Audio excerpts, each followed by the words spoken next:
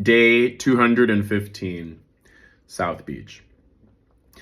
Not South Beach, Miami, South Beach, San Francisco, which is an interesting little pocket that is pretty much in the center of the action. Like, for all intents and purposes, it's right there in downtown, but it's also removed enough. So I'll explain what I mean by that. And I have an interesting insight on this neighborhood for a few reasons. Not only have I served a few different clients in South Beach, but my ex, who I was with for a while, for a long time, lived in South Beach. And if, unless you like live or have a work in this area, it's a part of San Francisco you wouldn't necessarily go to, even though, again, it's kind of hidden in plain sight. So what do I mean by that? So first off, South Beach is a subset of Rincon Hill that, like North Beach, quite literally used to be the beach on the south. Part of the borders of what they call South Beach is the Embarcadero, the part of the piers, aka the water. So the other borders are 3rd Street and Bryant Street, but really the borders of it is the 80 freeway, which basically leads to the Bay Bridge.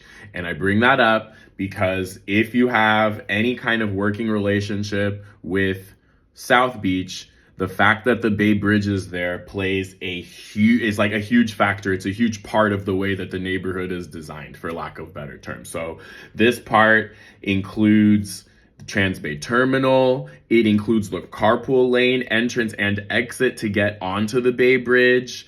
Also, like, because of the Transbay Terminal, it has this whole special exit where all the cars and the buses, etc., exit the freeway. And that all takes place in South Beach. There's also a lot of high rises in this neighborhood in a city that probably shouldn't have high rises because of how prone we are to earthquakes. So I think technically what they call the Salesforce Tower is in, I guess South Beach is, again, closer to the water, but it's a subset of Rincon Hill. And I know it sounds a little bit confusing, but the other term that the realtors are really, really trying hard to push on people is the East Cut.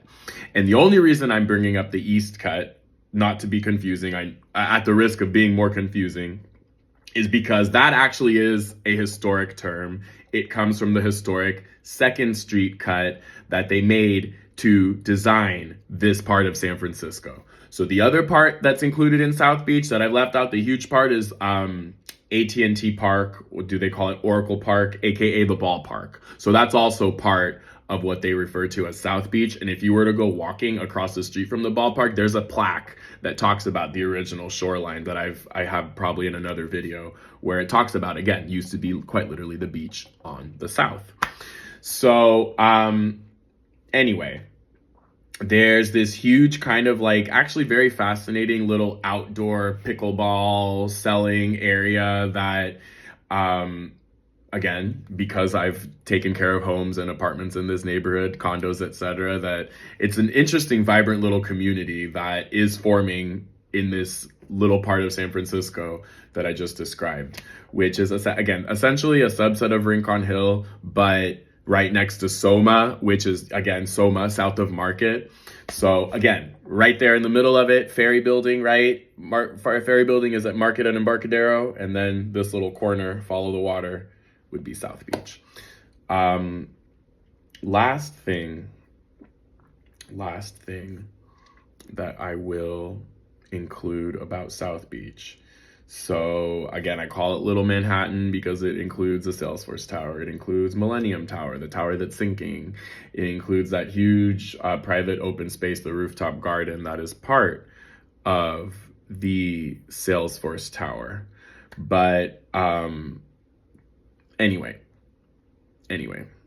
the last thing that I am going to include is that this is another part of San Francisco where people may or may not have cars because it's more newly developed right there underneath the Bay Bridge.